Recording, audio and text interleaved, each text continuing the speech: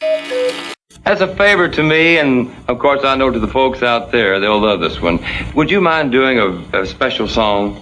Well, no, but I've got my nephew Jesse here that might consider it.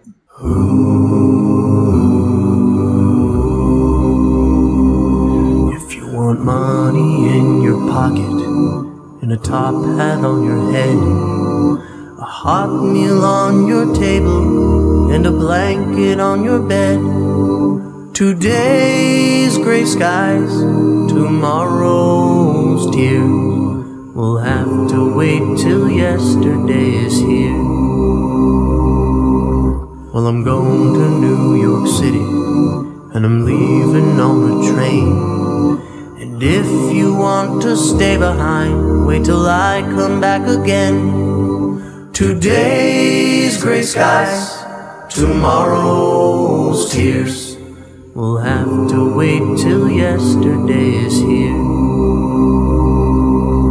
And if you wanna go where rainbows end, we'll have to say goodbye. For our dreams come true just up ahead, and it's how your memories lie. Now the road lays out before me, and the moon is shining bright, and I want you to remember as I disappear tonight. Today's gray skies, tomorrow's tears, we'll have to wait till yesterday is here. And if you wanna go where rainbows end, we'll have to say goodbye. For our dreams come true, baby, up ahead, and it's how your memories lie. Now the road lays out before me, and the moon is shining bright, and I want you to remember as I disappear tonight. Today's gray skies, tomorrow's tears, we'll have to wait till yesterday is here. Yes, we'll have to wait till yesterday is here. We'll have to wait till yesterday is here. Yes, we'll have to wait till yesterday is here. You are about to experience Jackson Snyder Presents. We will examine the life of our master Yeshua by discovering his ancestors, family, and friends, by reviewing rare ancient manuscripts, and speaking to those who know him best. From the Vero Essene Yahad, now experience Jackson Snyder Presents.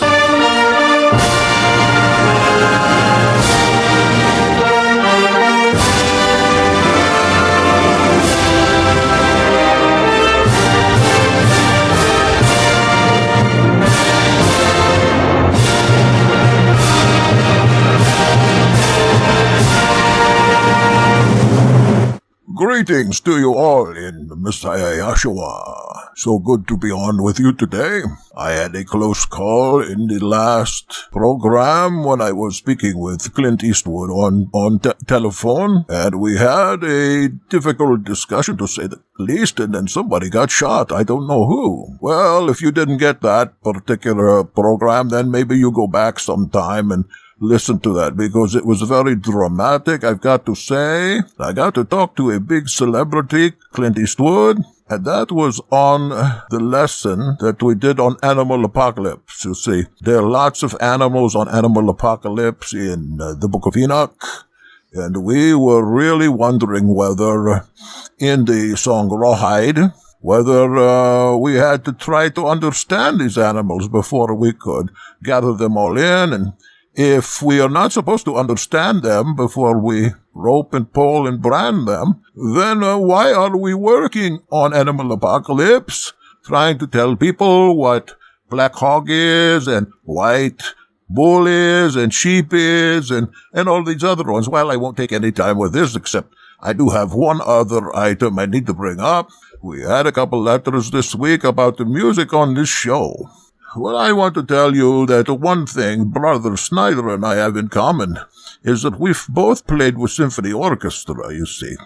So we're very familiar with the old war horses from the old country. The great classical, bombastic, romantic period music where they have big horns, they have a big drum, sometimes they have cannon in. We're going to continue to play on the big war horses from composers like Mendelssohn, Dvorak, Beethoven, Chopin, and some of the little war horses like Cab Calloway, Ink Spot, big band music. And we like to play dead singers from the 70s like Harry Nilsson and Harry Chapin, and sometime we might even play John Lennon. One time we play King Crimson on here. Sometime we play country music, and sometime we have old hymns from the 30s and 40s. And we like to do different things here with music. And this person write us and say your music is presumptuous. What does that mean, presumptuous? Oh, I think it means you're putting on airs. You have a big build-up on your show, and then you don't have nothing but peter out. I don't know. Then there was a musician that wanted to come on here and debut his music on the show, and he listened to show, and he says, "You have very strange music here, Schruumkoff. I do not want to be part of that strange music." Well, the strange music that he was listening to just happened to be Funeral March from Mendelssohn. Now, I guess it's pretty strange that we would play Funeral March to start, but it was in keeping with what the program was about, the dead being raised and so forth. And it was important because Mendelssohn, he write the wedding song everybody know. Doom, doom, da, doom, doom, doom, da, doom. Everyone know that song, but what they don't know is right after that, right after the wedding, he write that funeral dirge. It's very nice music, but he thought it was weird. You should hear his music, let me tell you. Boring, artificial Christian praise and worship music with sacred name. Now let me ask you a question. If you get new girlfriend, do you take all love letters to your old girlfriend, cross out name, put new name on, and send them over to new girlfriend? Of course you do not do that. It's the same with music. You want to praise Yahweh? You do not take same songs that you praise God and praise Christ and whoever else you praise, and use that same music, just putting in new word. That is cheap, I tell you. It's a cheap date. You make a cheap date of your Father in heaven. Yes, music is important to us all. We just happen to like the war horses here.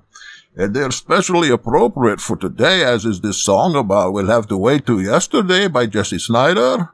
Because we are going to talk about Revelation, and people wanting to see Revelation come, and all kind of plague come down on our country, and they want to see old country destroyed, and they want to see lots of people dying, and temple be destroyed, and buildings falling down. That's what they want to see, but Revelation, it is fulfilled in 4th century during Jewish war.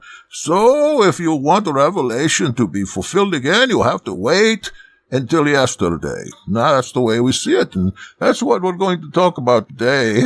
Brother Snyder just started ranting about it because he was talking to people who said they could not wait until big plague come down on United States. They could not wait till Florida sink into Gulf. They could not wait until terror attack, EMP bomb, God sending down every kind of punishment upon this country. And I tell you, you young people that think this way, you don't know what you have here. You are living in golden age, on the lip of millennium. You have everything you need, everything you want. Your problems are small. Go visit down at our Nazarene Israel University in Haiti, and you can experience tribulation and problems that you cannot overcome anyway. Then you come running back here and you say, oh, thank goodness I'm back here. Now I can get me a Bud Light and sit down and watch football game with Pastor. Yes, you must be thankful for what our Elohim Yahweh has given us in this country. And when you say plague coming and God going to destroy us and punish us, you are speaking curses on our country, my friend. Please mend your way and be thankful for what you have. What do? Say prayer over a meal, then spit food on floor? I wouldn't think so. Listen, I'm Brother Schruumkoff. I was in the Polish-Ukrainian resistance during the war, the big war. And you have to fight for what you have. Freedom does not come cheap. I see my family dying. I see my friends all die in war. And even when we fight, sometimes we lose. Here we fight Nazis and these communists from Russia come in. And they start up again. And so we flee country because we want freedom in America. And we have freedom here. And here I am, an old man. And I am able to tell you about my friend Yahshua HaMashiach and work with my friends, Commander Lee, Mike the Katayim, and Brother Snyder on this radio program. I hope you appreciate your country and the freedom even to be able to hear Brother Schruumkoff now, because you certainly would not be able to hear Brother Schruumkoff in Eastern Bloc, where I come from. Okay, well, I give you my sermon today, mainly because I've been up all night worrying about this and thinking about my last talk with Clint Eastwood, and now I'm going to calm down and let Brother Snyder take over from here. He's got a rant that he went on yesterday about Revelation and some of these things I mentioned. So I've been talking for 10 minutes. Time fly. We are going to let him do the rest today. I just have to break in a few times and set him straight, okay? We love you, my friend. Please be thankful for what you have. What's come to my attention today, several people have been writing to me about their fear of the Great Tribulation and the coming of the Antichrist and the beast. And they are, in a way, damning America because they perceive that America is a sinful place out of the will of God and is going to be punished anytime by Yellowstone exploding or Florida sinking into the Gulf or some kind of angelic retribution for their sins. 3 people today have brought this up, that they are perplexed about the whole thing and can only hope for the rapture to take them out of here. And once they're taken out of here and up on the cloud, it'll all be explained to them, and then they would just have to be viewers of all this horror going on the earth. I don't know if you listen to much of my stuff, you know I don't see it that way. I see optimistically concerning the amelioration or healing or restoration of the earth. That's what's supposed to happen. My understanding, and I believe I can prove it to anybody that's pliable enough to listen, that the book of Revelation is done. The 7 years in there was 66 to 73. The worst tribulation that ever was or ever will be happened during 3.5 years of that 7 years. The mystery is history on that. I think that unless you can read the book carefully in one hand and read Josephus and perhaps Cassius Dio and Tacitus in the other hand, you are not going to be able to see through the symbolism in there. You need more than an Old Testament. You need to know the timing of it. And you need to understand, they need to understand, I don't think you probably do, but they need to understand that if Yochanan says he's in the spirit on the Kurikai Hemera, the lordly or Yahwehly day. Kurikai is an adverb derived from Kyrios, as you know. You know enough Greek to know what that is all about. It's a substitute word for the sacred name in Greek. If he's in the spirit on the day of Yahweh, the day of retribution, first of all, we've got to understand what that retribution is against. And if we look back at the prophets, we know that the retribution was to come upon Jerusalem at some time. So when Yochanan is in the spirit, he is not on Patmos anymore. He's having a vision, or he's been transformed, or whatever it is. What he's looking at is the object of the retribution of Yahweh upon the people that he promised from old. Yochanan is in Jerusalem. You know, he might be floating on a cloud. He might be in one of Enoch's orbs flying over. He might be in the Merkava. I don't know. But if he's in the spirit on the Kurikai Hemera, then he's in Jerusalem watching. He's become a watcher. Revelation is not prophecy anyway. It's apocalyptic literature. It is history of his time written in the symbolic language, so only the initiated would be able to know what he was talking about. Why? Because anybody that writes literature like that, especially in that bastardly Greek that he used, is going to be executed. That's why Luke in Acts screws the names up so much there. Because anybody that writes a book that has anybody in it that's committed a crime in that day, the Roman law said, you write the book about it, you know about this, you get the same punishment as the criminal does as an author. And we find that to be true in many cases. Primarily one you can think of is Seneca, the fellow that had to watch over Nero for 14 years. Second of all, in the Revelation, as well as in the Old Testament prophecies, there is one particular word that is mistranslated continually. It's important. It's a simple word, and the word in Greek is gay. The word very seldom means earth.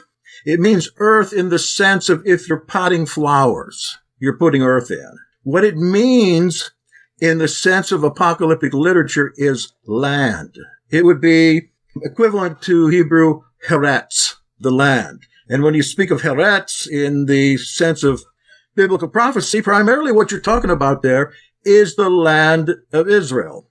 The Israel I'm talking about is the Israel that's defined in Joshua chapter 1, which is roughly from the Nile to the Euphrates, from the land of the Hittites down to Arabia, a great big huge triangle of land. I call it the Greater Israel, because that's what's promised to come on the 8th day. All right, so we're talking about not the earth in Revelation. We're talking about the land. What is Israel at that time? Now understand that the Jewish revolt of 66 AD affected that whole area from Nile to Euphrates. That's why Revelation says that the Euphrates was drained and troops came over the Euphrates coming west from the east. Those were Roman troops. That's where Rome kept its fallback army, on the Euphrates River, on the eastern side. Well, beyond that, it's talking about the land of Israel. There are hundreds of clues there that follow the historical record of Josephus, who was there all the time. In fact, years ago, when they published the Revelation, they published Josephus with it, so you could understand it. Josephus is in Jerusalem on the ground with the Roman army. Yochanan is in Jerusalem in the spirit, whatever that means. He's looking on the same affair. And how he's able to see it, so you've got these sets of sevens. You've got seals, trumpets, bowls. I don't have a trumpet here right now. I've had lots of them because I collected horns, but had to sell them all so I could become a big name preacher. But if you take a trumpet, think of a temple trumpet, a silver trumpet, and you put that trumpet in the air, hold it up like this, and then you think about the seven seals, especially the first four. They're in Josephus. But you look down on that trumpet, I don't know if any of you have been horn players before, but even on a shofar, he's not talking about shofars in there. He's talking about silver trumpets. What you see is the facsimile, or what resembles a seal. I am so surprised I don't even have a mouthpiece here right now. Look down on that trumpet mouthpiece. What you see there is a seal. What's on the scroll itself, these 7 seals, it should be called bullae. The seal is the trumpet-like mouthpiece. The bullae are the wax or lead or whatever seals that are on there. All right. So you're looking from above, you're seeing the seal. Mid-heaven, you're going to see the trumpet. You're going to see the whole thing. You're holding it up there. There it is. But on the ground, you're going to see the bell, which is a bowl. It shouldn't say vial there. Whoever put vial there is vile. Bowl. So what John is getting perspective on are 3 different viewpoints of what's going on in Jerusalem during its 7 years, and Israel's 7 years of total wasting away. We're going to talk about tribulation. 600,000 at least dead in Jerusalem alone. Another estimate from that time was 1,500,000 from Jerusalem alone. The Romans pushed all of Israel down south. Their idea was to leave scorched earth. They killed and burned everything. That's why it says a quarter of the trees died, and then half the trees died. They took the trees and they made engines out of them. They cut them all down. What was left, they burned. They killed every animal. They killed every person they could see. If a town didn't surrender, they killed everyone there, took the women and the young men into slavery. They sent so many slaves into the market. Slaves weren't worth anything. Don't forget, the master said, 2 men on rooftop, 1 taken, 1 left. They tell us that that's the rapture, but like it says in the prophecy, if you are a captive, into captivity you go. Those taken away go into captivity. I want to be left on the roof. How about you?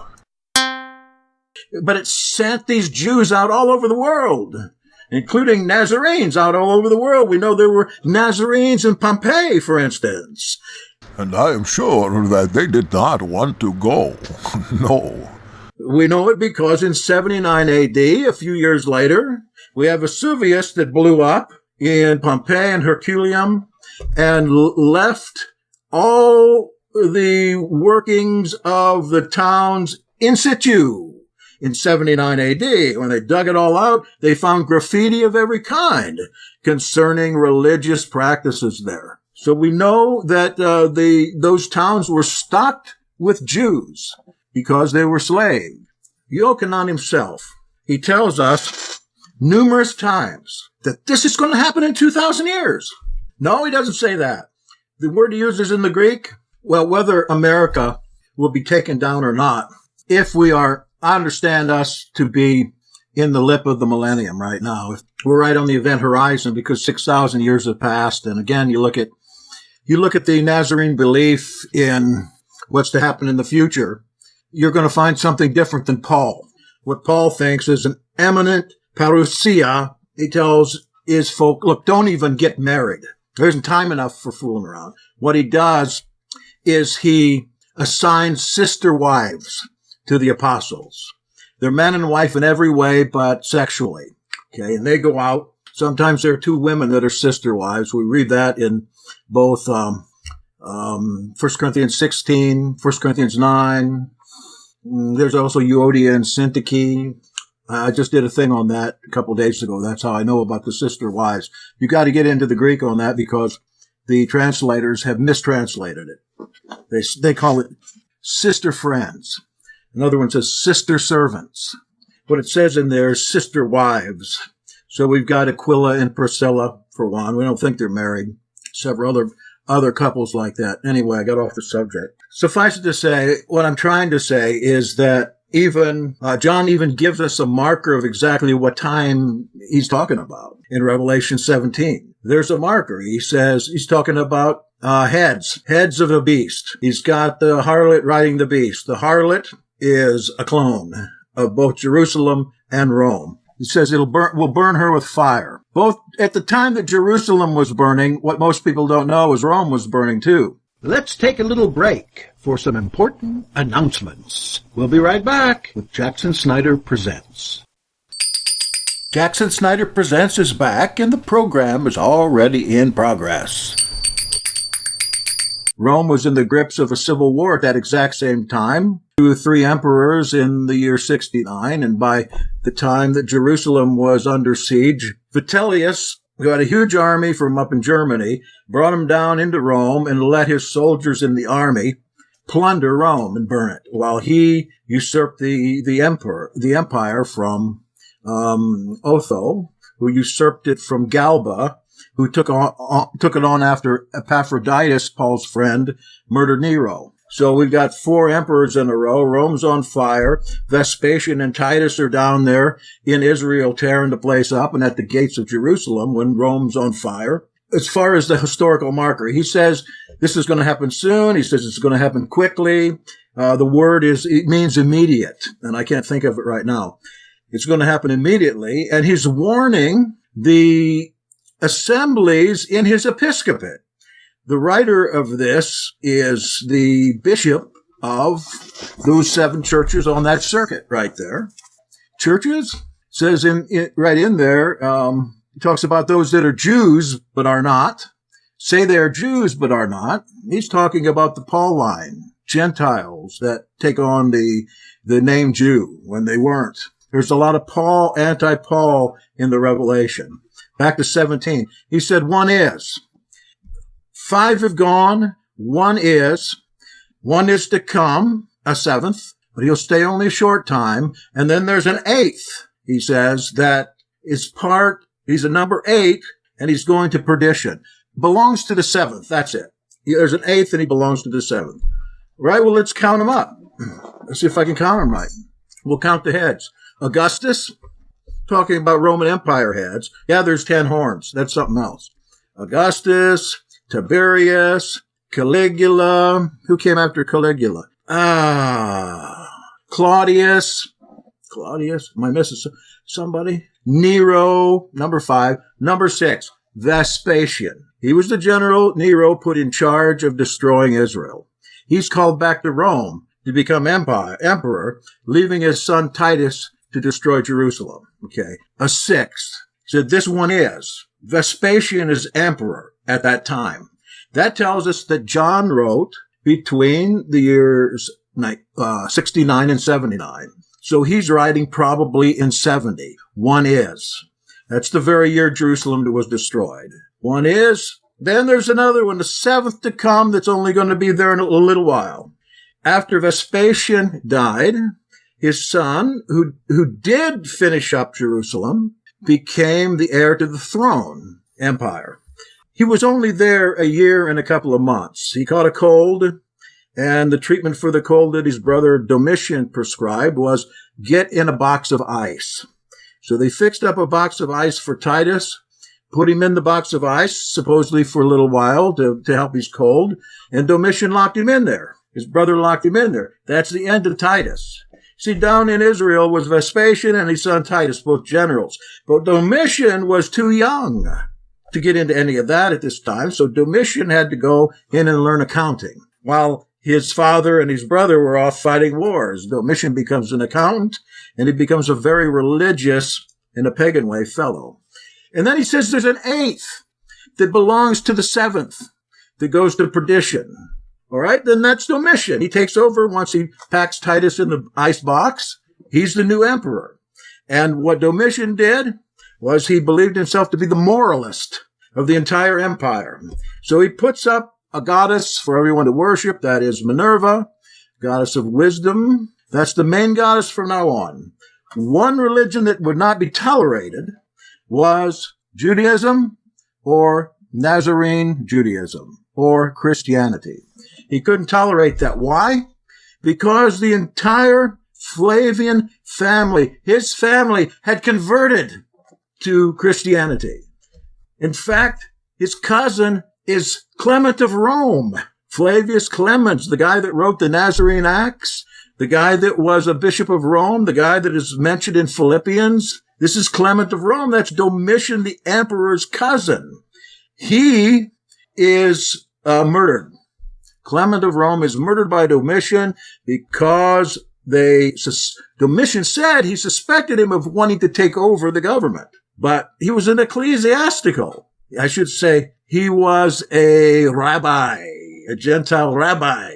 He accompanied Barnabas. He accompanied Peter. He was Peter's secretary. That's why he was Peter's right hand. If Peter was Bishop of Rome, Clement comes right along after that. So Domitian kills him. Then there's this guy called, who did I mention just a little bit ago? Epaphroditus. Epaphroditus is there too with Domitian. Guess. We're saying yes. It's sketchy. But it would make sense that Clement would come in as Clement being Peter's secretary. We know that for a fact. Clement was converted under Peter's ministry. Clement met James the Just. James the Just sent him to Kepha, to Peter, to write down what Peter was doing. We know when Peter died that Clement was there, and Clement took his last will and testament. We have those documents. What Christian knows about that? What Nazarene knows about that? Nobody knows about it. That's what I'm trying to show people. Writing books, translating ancient texts. I don't write books. I translate texts, including Clement's epitomes. Everyone should have that. It's the true Acts of the Apostles, not that done-over version that's in the New Testament, done over by the Romans. Anyway, where are we going? So John tells us where and what time span that he's writing this apocalyptic material. And Josephus tells us a lot of things that John writes in the symbolic language. Josephus has it in very down-to-earth, very detailed language. Like, for instance, let's just talk about Revelation chapter 12 for a minute. Of course, it would take days to go through all this, but Revelation 12, there's a war in heaven. We got Michael, the archangel, fighting against a big red dragon. And there are chariots, and there are armies up there, and they're going around, and this is just mentioned a little bit. And, of course, the dragon is going after the woman down there who's having a child, and then she has a lot of other children, etc. We're talking about a dispersion there that happened, the dispersion to Pella, if you've ever heard of that. If not, go out to jspresents.org and listen to the one on Pella, the Exodus to Pella. That will explain Revelation 12. But anyway, how can Josephus know about these things that happen in the sky? He reports that everybody saw chariots, armies in the sky. This phenomenon, they call them prodigies, where a battle was raging over the top of Jerusalem during a time when the battle was not raging on the ground. And everybody there, we're talking about at least 2 million people were there, watched the battle in the sky. Josephus wasn't a Nazarene Christian. He was a priestly Sadducee that converted to Phariseeism. He's reporting.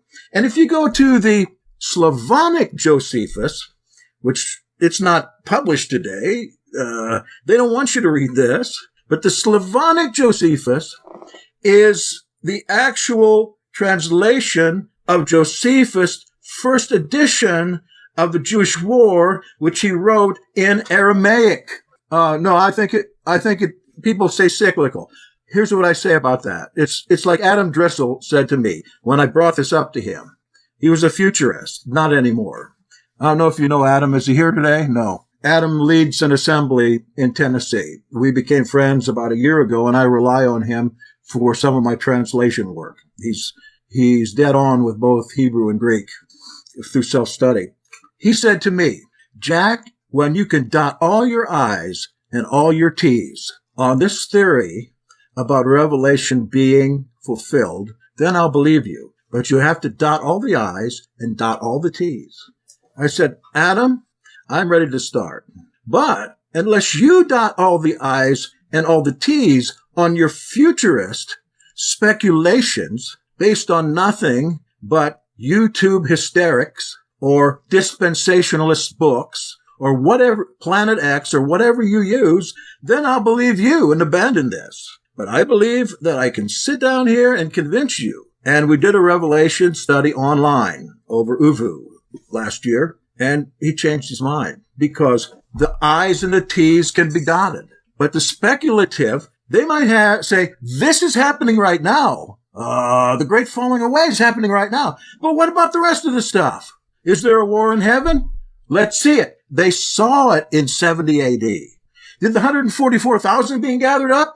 That already happened. In Revelation, you can see it yourself. The 144,000, they have to die before they can claim the ability to descend with Messiah on Jerusalem. There's two passages for the 144,000. You got to have them both. People say, oh, the 144,000 today. That is a symbolic number. 1,000 times 12 times 12. 12 elders, 12 apostles times 1,000. That's symbolic for a big number. Out of all the tribes of Israel, who knows where they are? That happened. There's no 144,000 today. What we're looking for today are the Bakarim of the Book of Enoch. If anything, the revelation of the elect. Look at Paul in Romans 8. How important is this passage? All creation groans for the revelation of the Yeladim of Elohim. Please, if you want to know more about what I'm saying is happening now, go out there to the same site and pick up the one that says the Great Cosmic Covenant, mined from Enoch. These things are only 20 or 40 minutes long. You'll learn a lot from them, and they're not as spaced out as I am here. I try to keep them organized. What's the flood that's swallowed up by the earth in Revelation 12:15? The flood that was swallowed up by the earth. All right, Galilee. This is just one example. It's a lot bigger than this. A flood, rivers in symbolic language, usually is talking about turmoil and turbulence against the elect of Yahweh. All right, so there's this water coming out, chasing these children of the woman whose first son goes up. They're out on the land, they're in the wilderness, and the earth swallows this flood up. Here's what it is. Most people have the idea that Galilee was a very pastoral, a peaceful land, a land of sheep, happy shepherds, little carpentry shops, small little towns with children playing all around. Galilee was 1/3 Hebraic types, Hebraic Jews. They spoke Aramaic. They worshiped Yahweh. It was 1/3 Hellenist Jews. Hellenists were Jews by birth, but they had assimilated in the last 300 years to the Greeks who had the place. Alexander the Great came 300 years before, assimilated Israel. All right, that's great. Yes, I'm with you, man. But see, there's a lot of people that still got to have this. They need this. They are deluded by Christian eschatology. No matter if they're Hebrew roots or not, they're still holding on to this stuff. That's nothing but Catholic and Jesuit and dispensationalist and reformed nonsense. Well, anyway, back to the rivers. So did you remember the Olivet Discourse where Yahshua says, when you see Jerusalem surrounded by armies, flee to the mountains. And you who are in the country, don't come to the city. These are times of trouble. Trouble they've never had before and never will have again. We go to Eusebius, who is a church historian from the 4th century. And he looks back on this Olivet prophecy, and he tells us about another prophecy. We don't know where it came from. We suppose from the master. The prophecy is this, that when Jerusalem is surrounded by armies, flee to a place called Pella. It's in the wilderness of Damascus. If you take a line and draw it from Jerusalem to Damascus, Pella will be on that line 1/3 of the way toward Damascus, and it will be outside Israel in the wilderness of Bashan, where Og, the Nephilim, used to be the king that David killed, and a complete wilderness. But there was a town there. It was a Greek town, and it's Pella. You can go visit it today. It's still there. What happened there, and in most of these cities, is that when there was the Jewish revolt, the Jewish men rose up against the Greeks and tried in their own cities and tried to master the Greeks in their cities. They were Greek Jews primarily. It was Jews against Jews. But one group spoke Aramaic and the other spoke Greek. Look at Jesus' disciples. Philippos, Andros, Petros. And look at the waiters. We've got Nicanor. We've got Prochorus. We've got Timon. We've got Stephanos. All Greeks. They didn't speak Aramaic. They didn't speak Hebrew. They were Greeks. They were Hellenists. That's why there was problem in the Acts Assembly. So the Hebraic Jews rise up against the Greek Jews and try to dispel them out of their towns. This happened in Pella. And the Greek Jews that were there, they rose up against the Hebrew Jews in retribution, and that happened in many towns and killed them. Look at Capernaum. Brother Snyder, you don't mean Capernaum there. I think you're talking about Caesarea, that is Caesarea, the city of Roman headquarters. Caesarea. The Greeks in there, you read in your history book, rose up against the Jews and killed them all. This place is mentioned all the time in the New Testament. This was happening all over. All right, that's part of the sea. The other part of the sea is the Roman troops. These troops were not Italians primarily. They were Germans. They were from what's called Iraq now, and Iran, the Parthians, Persians, Mauritanians, Cappadocians, so the place on the top of Africa. Hannibal's place. I can't think of it right now. Brother Snyder, that place on top of Africa is Carthage, and you're talking about the Carthaginians. They came from Germany. They came from Britain. These soldiers were not Romans, primarily, because Rome and Italy had no men in it. 40% of the population of Italy were slaves. 30% more were women. There are no men. Rome had to have mercenaries. Who were these mercenaries after? Were they after the Hellenist Jews? No. They were after the Hebraic Jews. Kill them where you see them. Scorched earth policy. You see them, kill them. Man, woman, child. You go to their towns, you knock the walls down by cutting down the trees and making engines, and then you go in there and kill everybody. Then the soldiers get all the booty they want, and they burn the place down. They did it to town after town after town. Josephus tells the whole story of 3 or 4 of these cities. And so, okay, that's the sea of turmoil. When the Nazarenes, according to Eusebius, saw Jerusalem surrounded by armies, there was something incredible that happened. They came under Cestius Gallo, the 14th Legion. Cestius Gallo was the governor of Syria. He was also a general of the army. General Cestius had the place surrounded. He went into Jerusalem. His intention was, as Nero told him, kill everybody. Get the money out of the temple, destroy the place. But Cestius abandoned his orders, and he took the legion out of Jerusalem and began to go up to where the Roman headquarters were, and that was Capernaum. That's where the Roman headquarters. On the way to Capernaum.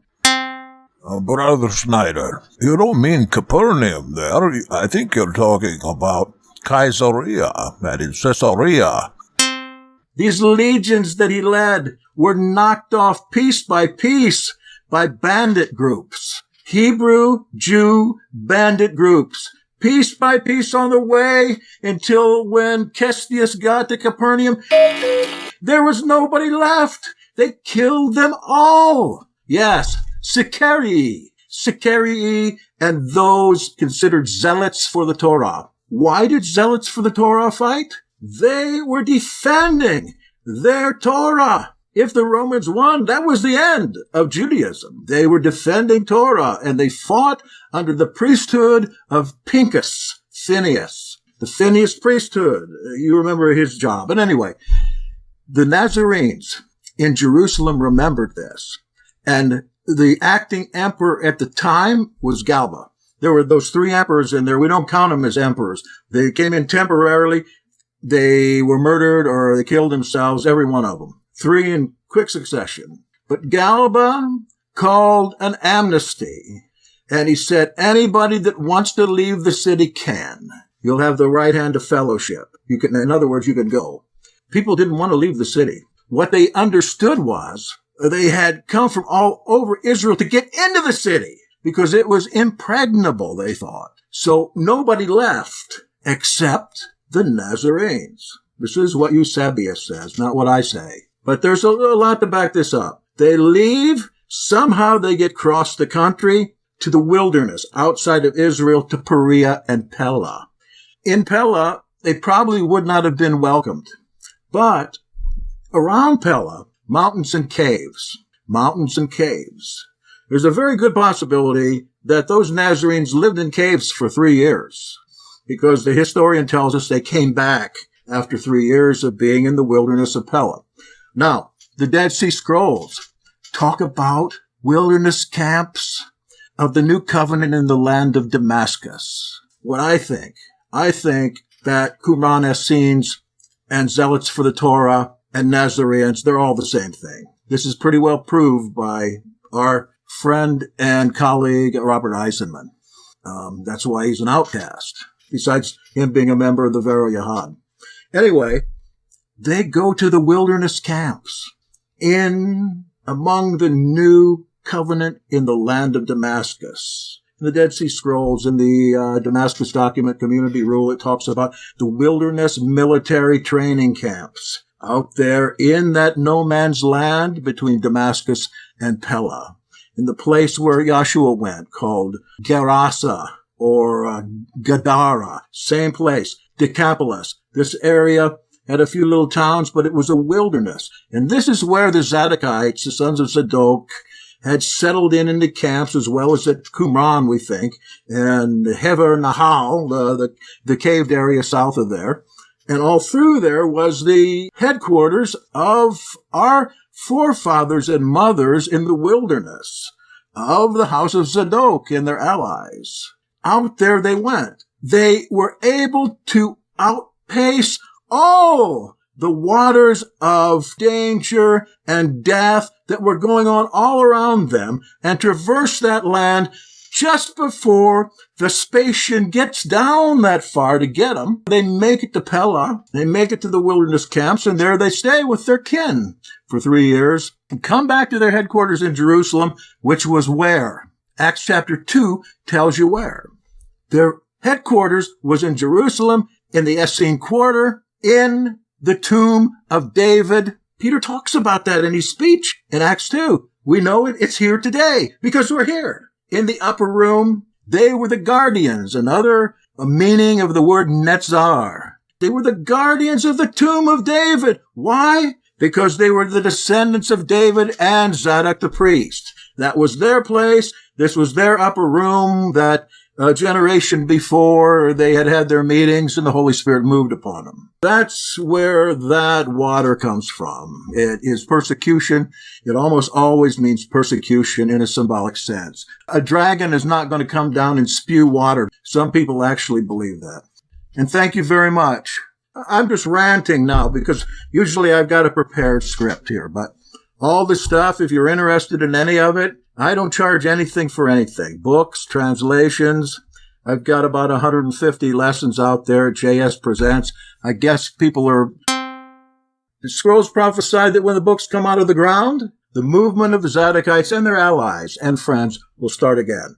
The books came out of the ground 48 along with the restoration of Israel and were kept in the monastic hands of Catholic scholars for 50 more years until Brother Eisenman got those scrolls loosed in 1992. And now something's got to happen. It's got to happen because Yahweh's not a liar.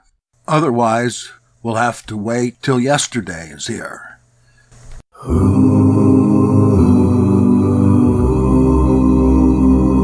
If you want money in your pocket and a top hat on your head, a hot meal on your table and a blanket on your bed.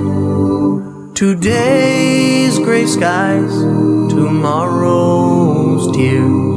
We'll have to wait till yesterday is here. Well, I'm going to New York City and I'm leaving on a train. And if you want to stay behind, wait till I come back again. Today's gray skies, tomorrow's tears. We'll have to wait till yesterday is here.